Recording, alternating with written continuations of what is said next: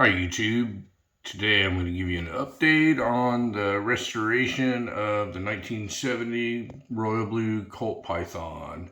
Now, I ran into a couple little snags here, and that's why I haven't updated everybody in a couple days, but I'm going to tell you what we ran into, why I did what I did, and let you know where we stand right now. We're getting close, so I'm going to do this the most unconventional way, like I've been doing, because I do not have the gun in my possession. I'm going to show it to you on this computer screen.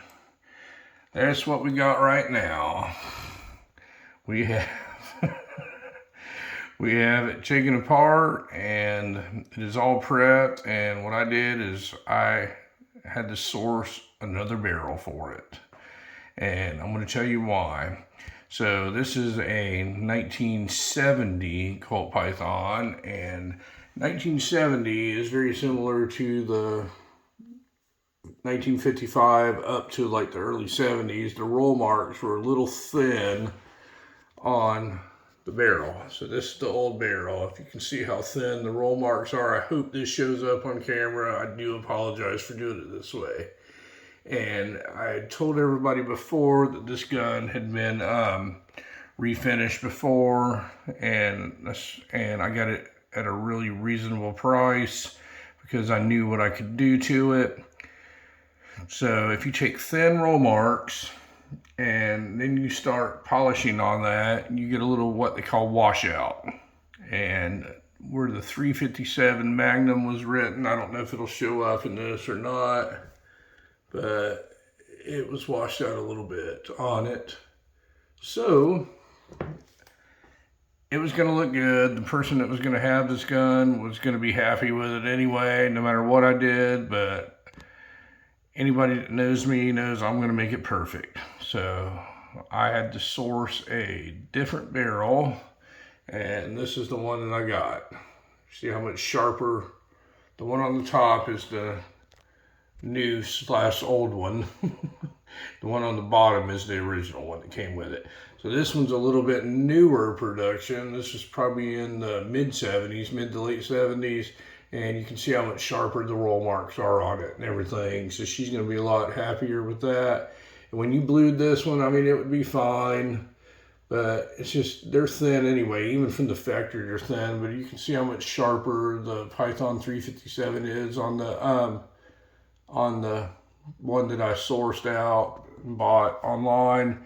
So I had to wait for that to get there. I didn't know if I was going to even tell anybody I did it, but I'm honest with everything that I do. The girl that's getting this, she knew that I did it, and she didn't even understand why I did it, but it's going to look perfect, ladies and gentlemen. I promise you that. So that's where it stands right now. We're still waiting on a couple chemicals to come in, but I will show you that he did do an initial. He was already fitted on there, and he did an initial test on. He blued the cylinder and the side plate. Chemicals were a little weak because we're waiting for the new chemicals to come in, but that's what it looks like assembled with the new barrel on it. The new barrel's been fit. The front sight's been transplanted because the barrel that I found did not have a front sight on it. That wasn't that big a deal, but there it is. It's somewhat together in one piece, so you can see what it's going to look like. And those roll marks look cool on it. I mean, they're really sharp on it, much better so than that one there.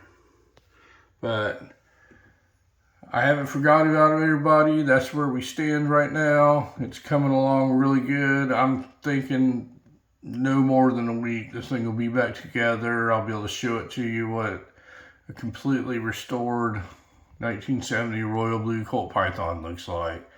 If anybody has any questions about it, if you have any comments on why I changed the barrel on it, I'd like to hear it. But that's what I elected to do, and this girl's going to have a perfect condition Royal Blue 4-inch 1970 Colt Python, and you'll actually be able to see the words Colt Python on it. But anyway, folks, thank you very much for watching my video, and you folks have a great day.